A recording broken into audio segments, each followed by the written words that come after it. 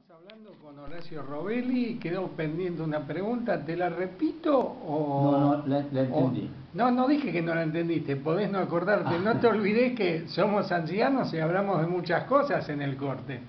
No, bueno, pues todavía creo que puedo moverme, todavía esto lo La puedo semana recordar. pasada estuvieron dos personas, una de mi edad, que fue compañero mío en el secundario, y otro bastante mayor, y se acordaban todas las preguntas de un corte al otro, pero no es obligación, nosotros somos gentiles y respondemos lo que hace falta.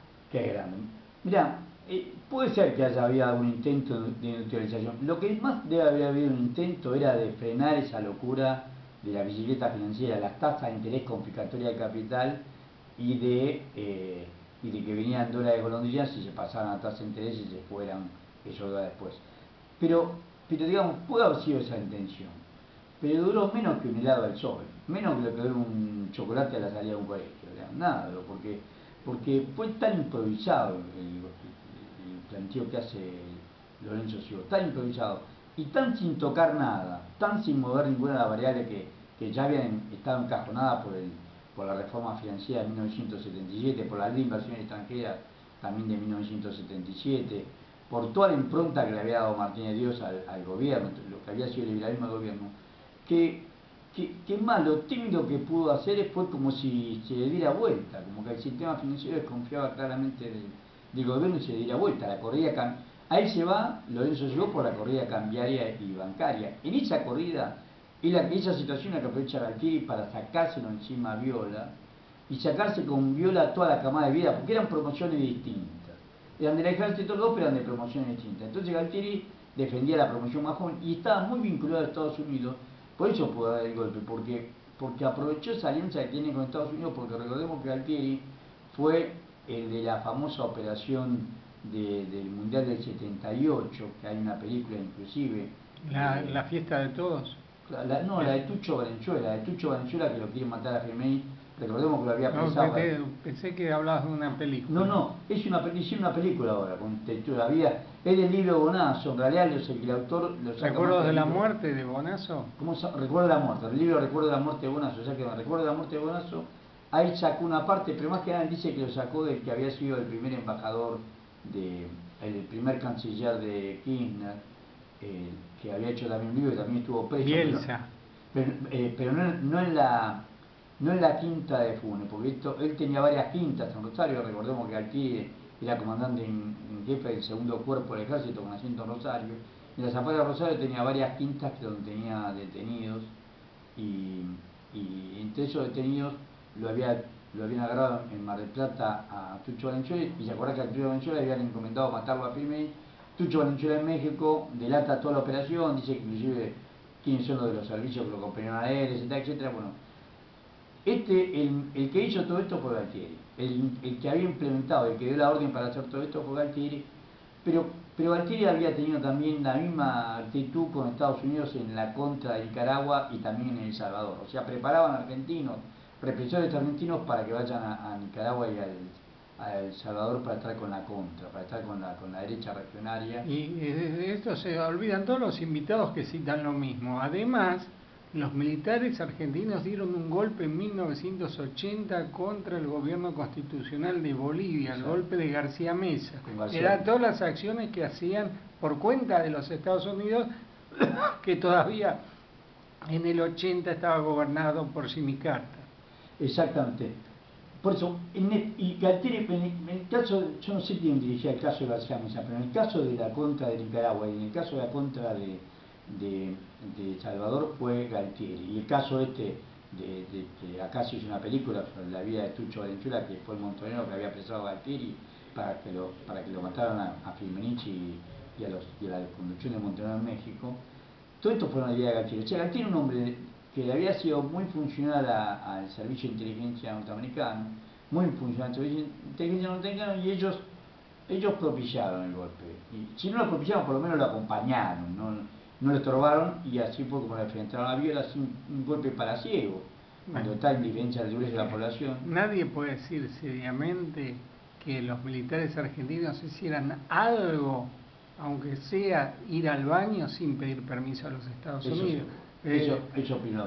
Vos fijate que cuando iniciaron la represión, le fueron a hablar a Kissinger, que entonces era secretario de Estado todavía. Estamos sí, este era secretario. Ahora no me acuerdo si seguía siendo secretario. Yo tampoco me acuerdo, pero sí sé Estado. que Kissinger era el secretario de Estado y salieron esos cables cuando estaba como embajador de Estados Unidos en la Argentina, Robert Hill. Y López Rega reportaba a Robert Hill los cables que tiene, los cables cifrados que se dieron a conocer de lo que fue el golpe militar del 76. Demuestra claramente que el Mucamo, José López Rega, reportaba a Robert Hill había sido embajador de Estados Unidos en España y ahí se conectó a través de la logia PDUE con López Rega, a través de Lucio Gelli, se conecta con... Licio.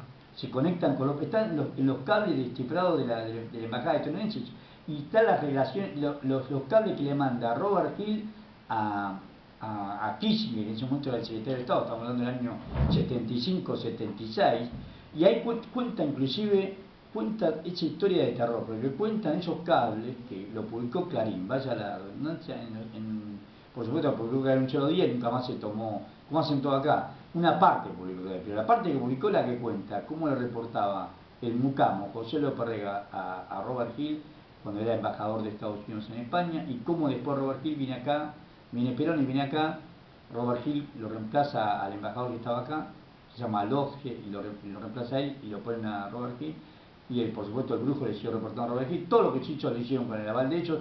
Es más, Robert Hill sabía el tanto de cómo, y es como con la Iglesia Católica, con la cúpula de la Iglesia Católica. Yo soy cristiano y me digo católico y he cumplido con los preceptos religiosos de jueves y viernes a la misa y el domingo también voy a hacer, tuve el domingo de Ramos. O sea, tengo ese precepto por formación cristiana, pero la cúpula católica nuestra, con Monseñor Tortoro, con Piolaggi, fueron cómplices del golpe militar que le dieron a Isabel Martínez de Perón. Por eso después Piolaggi podía jugar con Maciel al tenis, porque ellos fueron los confidentes de Isabel Martínez de Perón y le reportaban todo al embajador de Estados Unidos. Están los cables como Monseñor Tortoro le cuenta la charla que tiene con Isabel Martínez de Perón. La tonta Isabel Martínez de Perón lo tomaba a Tortoro como hombre confidente y le contaba todo al embajador estadounidense, por supuesto también se lo contaba a los milicos.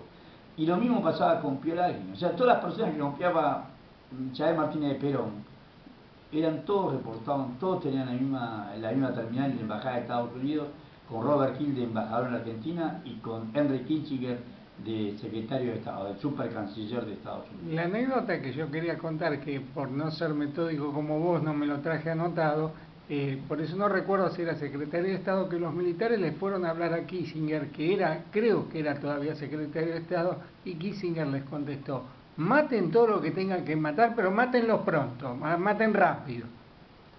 Esa fue yo también tenía la misma versión, no están los cables, de hecho no están los cables, pero sí, tenía la misma versión de lo que había pasado en ese momento. Pero lo que estamos contando es, el gobierno militar tuvo, acá el objetivo económico del gobierno militar fue romper la alianza que de hecho había entre los trabajadores y los empresarios nacionales.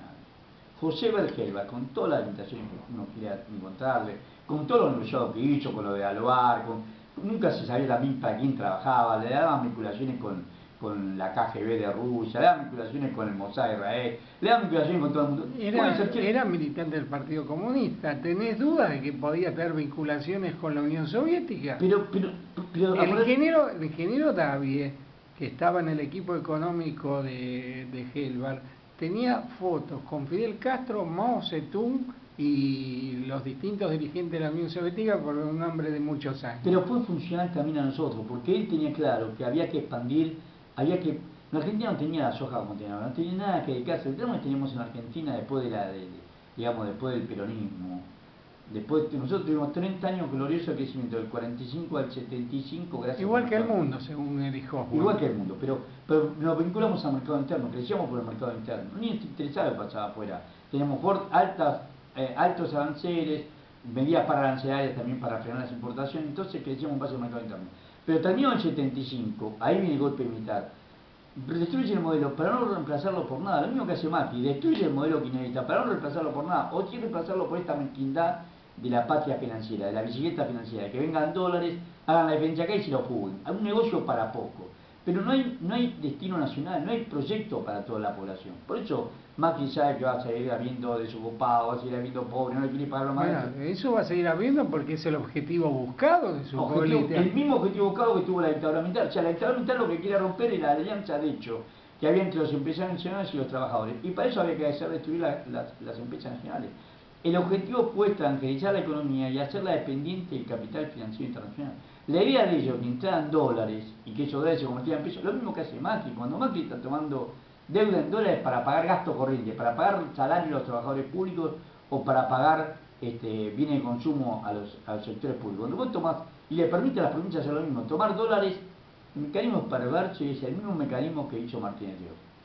Tanto el Estado Nacional como por ejemplo la provincia de Buenos Aires toman deuda en dólares. Esos dólares están obligados a vendérselo al Banco Central. El Banco Central le da pesos, o sea que lo que realmente vos pagás es en pesos. En vez de emitirlo tenés la reserva en dólares. Pero esas reservas en dólares, vos por otro lado le permitís a los señores que pueden comprar hasta 5 millones de dólares por día ir y comprarlo en cualquier casa de cambio, en cualquier banco autorizado en cambio, y lo que tanto nos cuesta a los argentinos, nos va a costar en el futuro, lo compra cualquiera y se lo lleva. De hecho, fíjate que no lo digo yo, lo dice el mismo Banco Central de Estudiantes. En los meses de enero, febrero y marzo se fueron en promedio 2.000 millones de dólares por mes de fuga de capital. Bueno, nos endeudamos fuertemente. Lo han dicho muchos economistas, por ejemplo Claudio Lozano, el endeudamiento es para financiar la fuga de divisas. Ese es el mecanismo, Pablo. Ese mismo mecanismo que hicieron durante la dictadura militar. Por eso que he hecho, por eso yo te quiero contar una anécdota que cuenta en su libro Martínez Dios, La lógica política de la política económica, de Jorge Schwarzer. Jorge Schwarzer fue un economista, era ingeniero de profesión, pero fue un brillante economista que fue director, cuando se murió era el director del Departamento de Economía de la Facultad de Ciencias Económicas. Un hombre muy amable, muere de cáncer, una muerte penosa, una muerte dolorosa, muere de cáncer, pero Jorge Schwarzer en ese libro cuenta dentro de Hacienda. Ese Hacienda toma afuera, durante la dictadura militar, toma 380 millones de dólares. De esos 380 millones de dólares, 180, más o menos 180 quedaron en el exterior a nombre de los dueños de Hacienda. López Ofrán, los Acevedo, los Martínez Dios, todos los que eran dueños de Hacienda, quedan con parte de la plata ahí depositada en el mismo banco que le prestaba. Y solamente vinieron un poco más de 200 millones de dólares al país. Con esos 200 millones de dólares, Hacienda compró establecimientos metalúrgicos Santa Rosa, Gurmendi, se quedó con todo el monopolio de alambres y alambrón. Y por supuesto después puso el precio a Hacienda, y ahora Hacienda se estableció, se vendió al grupo Belgo Mineiro. En ese momento, que pertenecía a la familia Martínez de Oz, López Sofrana, Acevedo, etcétera, etcétera, absorbe todas las otras, se queda con el monopolio.